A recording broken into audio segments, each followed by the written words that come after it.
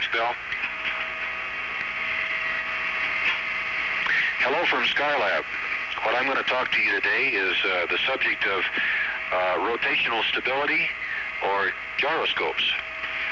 Now, rotational stability is we're going to say it's the propensity or the ability of a body to maintain its attitude in space without rotating around. And of course, that's something we need when you fly in space, because if you want to look at the sun or if you want to look at the stars or at the Earth, you want to do it from a stable platform. You don't want to do it from a tumbling platform. In the spacecraft today, there's two different ways that we maintain attitude stability. In the Apollo system, they use thrusters, little gas jets, to maintain a fixed attitude in space. In Skylab here, we use very large gyroscopes in order to do that. Now let me just show you. What I have here is just one of the little hand gyroscopes that you can buy at the dime store. And first of all, I want to show you about what a body does when it's in 0G, and that is when you let it go, it just drifts. Now, if you translate that body, or if you hit it, it moves in translation, and it also tumbles. You notice it tumbles the whole time. And we can hit it in a different direction, and it just keeps on tumbling and moving in the direction you hit it. There's no damping. There's no effort on the part of the body to maintain itself in the position that it was in the beginning. Now, let's see what happens when you get with a gyroscope. But first of all, before we look at a gyro, let me do a little bit of drawing here, a little cartoon work for you. Now, let's say that this is a gyro disc right here, and this is the axis that the disc spins on. Now, if we spin the gyro in this direction, the disc, then let's just by definition say that this is the spin axis right here. The spin axis is in that direction. Now, what the physicist and the engineer use to remember this sort of thing is what we call a right-hand rule. That is, if your fingers follow the spin or the rotation of the disc, your thumb points in the direction of the spin axis. So, the principle of precession says that if we have this disc spinning like this and we push down on it over here, like that, with a force, that the disc will rotate in this plane. In other words, it will rotate so that the back end of the disc goes down and the front end of the disc goes up. And what it seems like, this really isn't very what you would call rigorous physics that I'm telling you, but what it would seem is that if you put a force here, the disc carries the force around to the 90 degrees in the direction of rotation and then does the deflection over there, 90 degrees away. And that is the principle of precession. So let's see just exactly what it looks like in this little gyro that we have right here. Now, I'm going to spin it up. Now, what I've done is I've set the spin axis here up like that, and I've got my string wrapped so that we get the right-hand rule. That is that the spin is to the right with the force vector, the spin vector up. And here we go. All right. Here's my gyro. There's my string, looking to get tangled. Now I'm going to turn this little rascal loose. There. Okay. And I'm going to use these two soda straws in order to provide the forces that I need. Now I've got this gyro spinning quite fast now. And now notice when I hit it with a straw or deflect it, see, it moves in translation, does it? Just exactly the way it did before. But you notice that when I hit it, it doesn't want to tumble or drift in rotation. It maintains its rigidity in space. And this is a principle that's very widely used in spacecraft. Now, remember I told you that the spin axis is up this way, the rotation is this way, and that's the way I've got it set up on this gyro now. Now, if I push on that side of the disc, I expect the gyro to tip this way and show the bottom to you. So let's see what happens if I do that.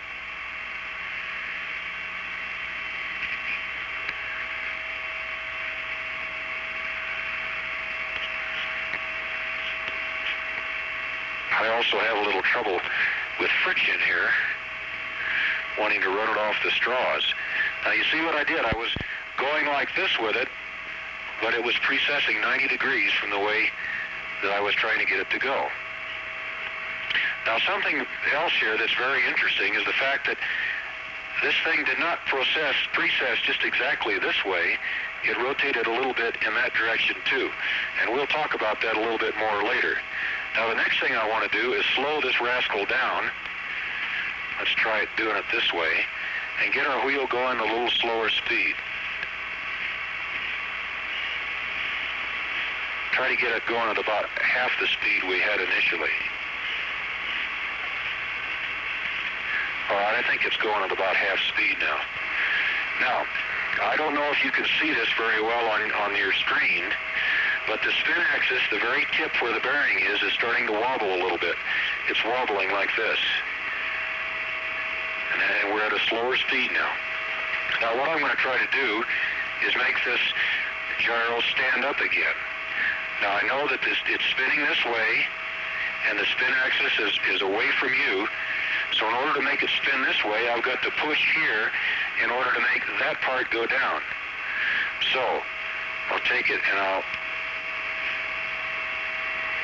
see I'm pushing on the side and it's precessing 90 degrees. But do you notice we also didn't just get pitch in 90 degrees, we got that coupling again. I'm calling it coupling for right now.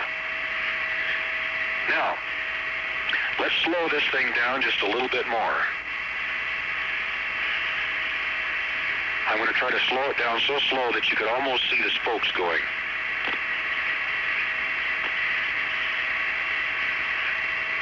You have to be careful not to touch it or you'll end up either tumbling it or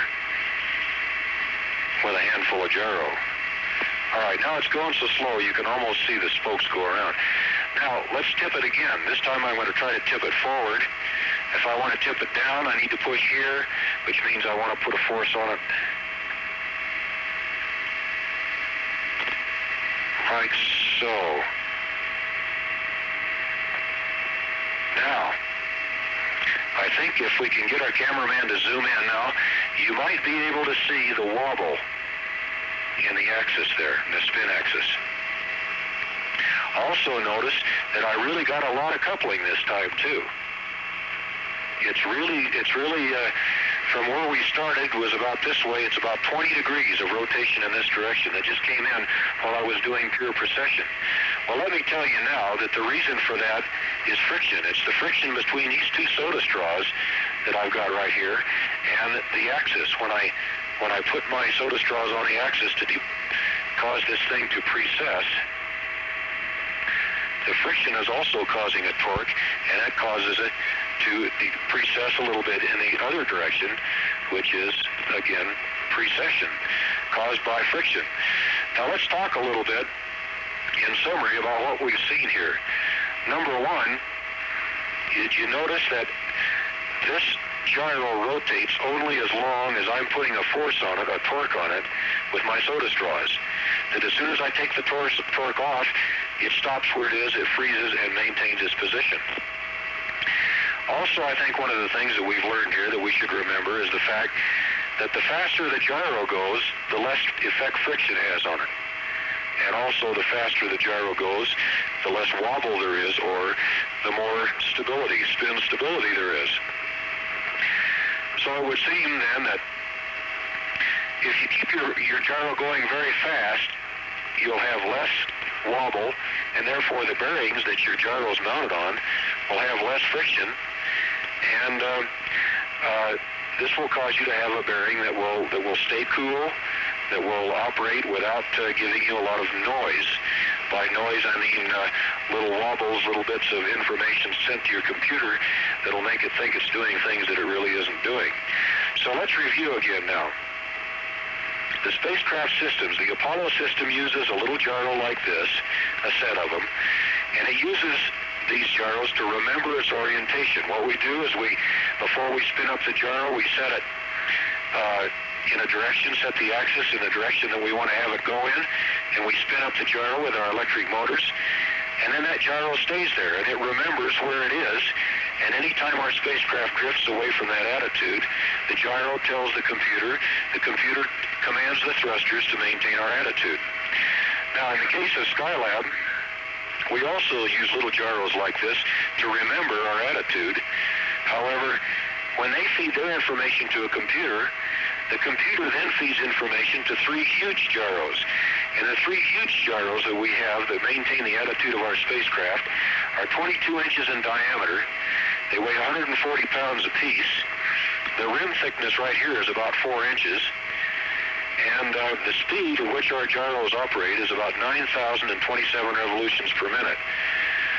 So essentially, the computer sends torques to this big gyro and puts pressure on it. And so the big gyro being connected to our spacecraft precesses and moves our spacecraft in the way we want it to.